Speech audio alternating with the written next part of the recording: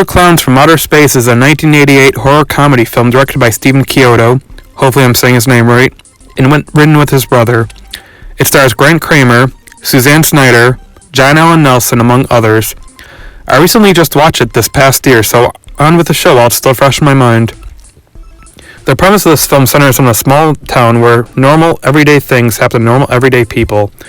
I mean, there's that mysterious circus tent that randomly appeared in the middle of the fucking woods, but other than that, it's just your average, quiet American town. Oh yeah, there's this random-ass circus tent that's found by this teenage couple named Mike and Debbie, played by Kramer and Snyder respectively, in the woods. They go to the police to report it, and they believe every word they say, and send out squad cars to check the thing out. Psych, they blow them off as crazy and tell them to piss off. That is, until an abandoned car is found filled with cotton candy, with a cotton candy-like substance with the driver missing, and a series of reports being called in about strange going-ons in the town.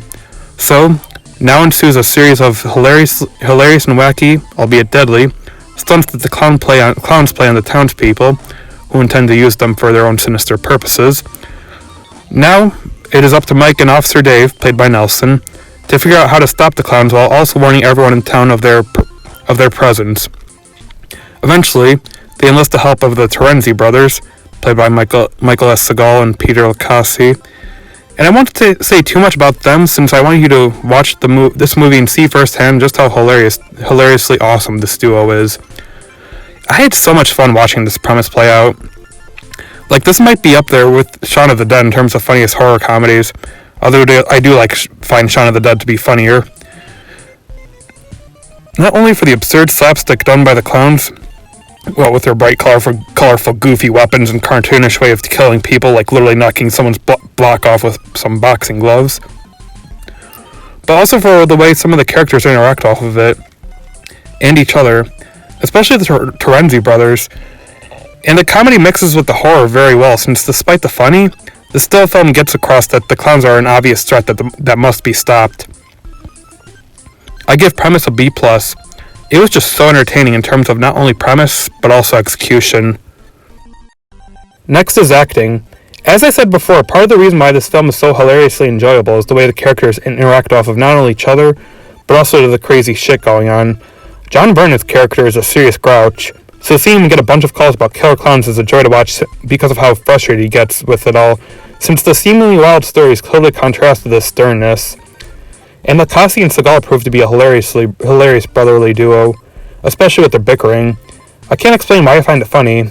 Maybe it's because they are both at fault yet somehow think only the other one is responsible, or because what they argued about was usually about some dumb plan of theirs that didn't work, like trying to pick up chicks with an ice cream truck.